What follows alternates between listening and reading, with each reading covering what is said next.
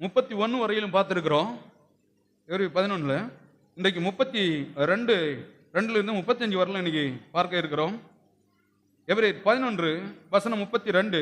பின்னும் நான் என்ன சொல்லுவேன்?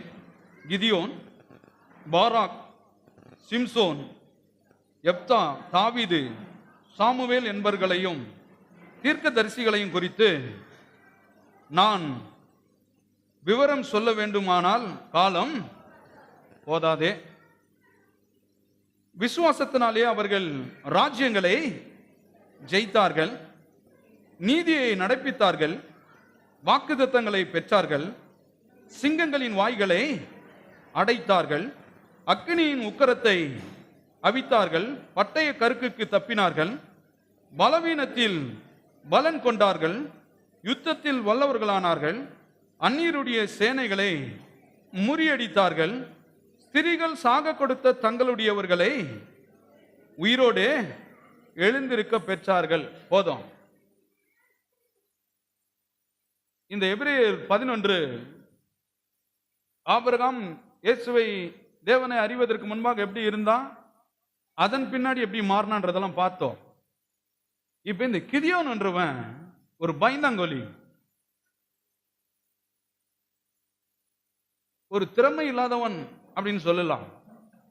இந்த திறமை இல்லாதவனை தேவன் சந்தித்து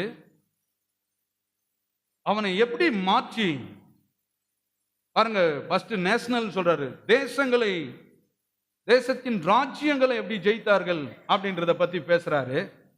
அடுத்தாப்புல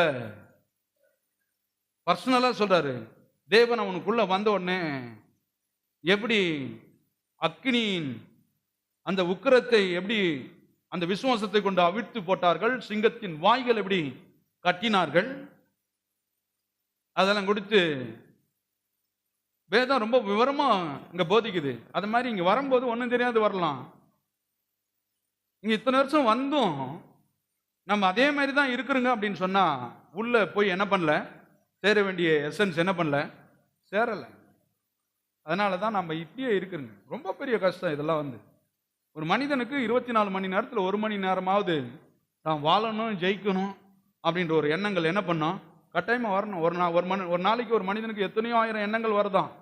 அதுல ஒரு நேரமாவது கடவுளை குறித்து என்ன பண்ணோம், வரணும். நம்ம எப்படி இருக்கிறோங்க, ஏன் இதனுடைய சூழ்நிலை, எதனால சிந்திச்சு பார்க்கணும் இல்லையா?